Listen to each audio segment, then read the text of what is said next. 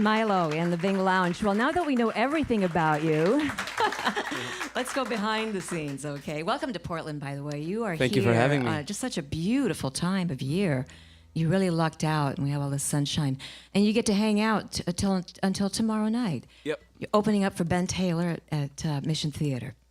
That's a great pairing. How did that happen? Well, actually, it's something we've been talking about for a few years because we work with the same agent, and for some reason we never found the dates that could really work. And now I'm doing 5 dates.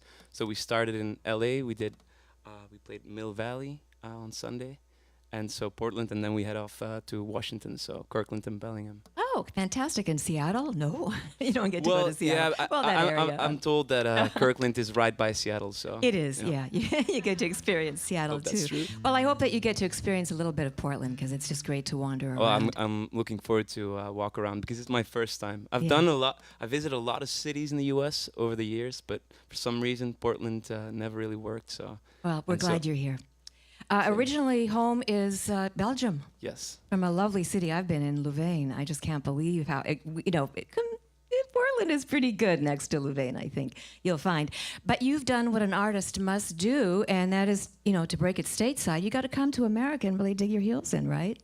yeah, and actually that's the reason that I'm just doing this now and not a few years ago, because I was so busy just playing concerts all over Europe over the years, and I just didn't want to come and play if I didn't really have the time to say yes to invitations. I just wanted to take my time, and then now it's fine that I take a break over there, and really happy to start playing, and hopefully people will like my music.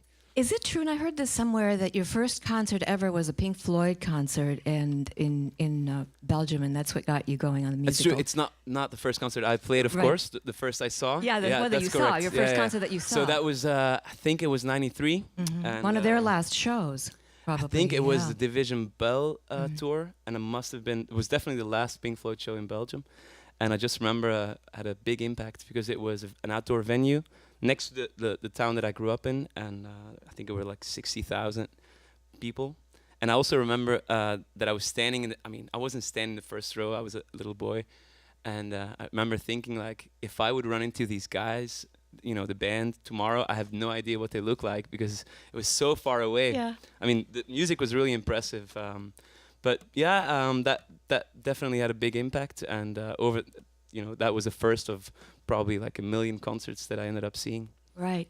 And so now you're one of these guys that does everything yourself, DIY, all the way. I mean, from acting as your own manager and your publisher and albums on your own label. Mowing the lawn, cooking my food. And you did say in that first song you sang for us that you want the control. So I guess that's part of it. But you really oversee everything. But now you do have management company. But the truth is, because when you say it like this, it sounds pretty cool. But to be honest, it was out of necessity that I had to start doing a lot of stuff involving my music. If you wanted to have it happen, you yeah, had to do because it at some yourself, point right? I'd been waiting in my room, like, to be discovered.